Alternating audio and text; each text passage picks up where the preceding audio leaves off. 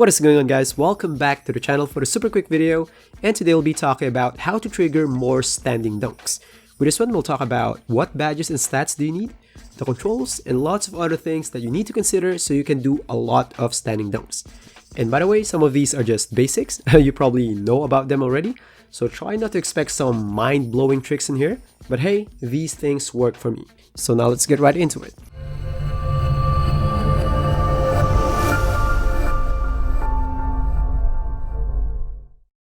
So now for the first one, and I think the most important part, try to always remember that it's not that easy to do standing dunks this year.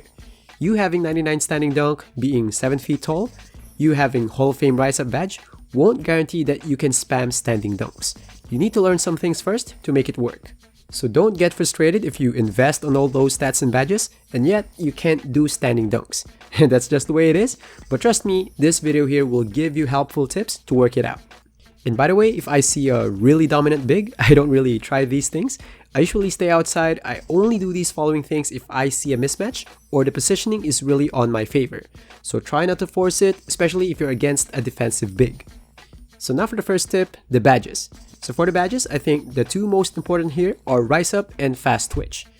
So now I might ask, Chutes, which of those two is more important? I haven't really compared them yet in terms of stats, but knowing that Fast Twitch works on dunks and layups, and Rise Up only works on dunks, I think it's safe to say that there's a really huge chance that Rise Up is more important in terms of doing standing dunks, because the only focus of that badge is standing dunk. So logically, it should be influencing standing dunks more than Fast Twitch. Right now I have Rise Up on Hall of Fame and Fast Twitch on Bronze only. And by the way, I'll be making a Rise Up badge test soon, so after watching, just check the channel, maybe it's already up in there. Maybe there's a sweet spot on Rise Up badge so you can save points. So now continuing with the badges, there are two more really important badges that you need to have, and those are Drop Stepper and Back Down Punisher badge. On my build, which I really want to spam standing dunks, I have both on Hall of Fame. But if you are short on badge points, I think you can just focus more on Drop Stepper, because at the end of the day, you can just try to receive the ball deeper in the paint, so you don't have to back down far from the basket and use Back Down Punisher more. Now, you're probably looking for a Posterizer badge, but I don't think it's really needed for standing dunks. You can even see here that the requirement is driving dunk, which means that its main concern are driving dunks. And if you're chasing for standing dunks, chances are really high that your build don't have this badge activated anyway, so you don't need to worry about it.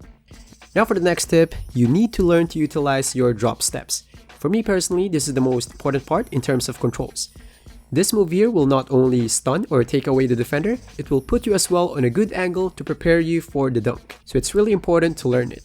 And to be honest, there's not much skill gap in this move. The moment you learned how to angle those drop steps, you'll be fine. There are two ways you can do drop steps. First one is this way.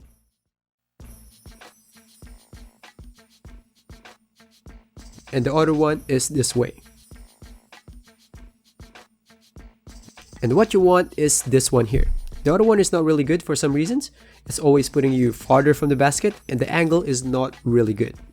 Now, the moment you drop step, you need to look for the shove animation or whatever you want to call it. If it happens, that's the only time you take the dunk. If it doesn't happen, usually it's not a good time to dunk, especially if your defender have good defensive badges or stats. And here you can see that I didn't get the animation and it's a close game. I don't want to force it, so I decided just to pass the ball. So only take the dunk if you got that shove animation. So before we proceed, just want to invite you guys to like the video if liking so far. And if you're new here, I'm Chutes and I do lots of detailed testings on stuff like badges, attributes, jump shots, dribbling styles, and lots of other stuff. And I'm doing YouTube full time, so expect a lot of videos. Last year I made like around 400 videos, so make sure to subscribe so you won't miss out. Trust me, I got you covered for the whole year.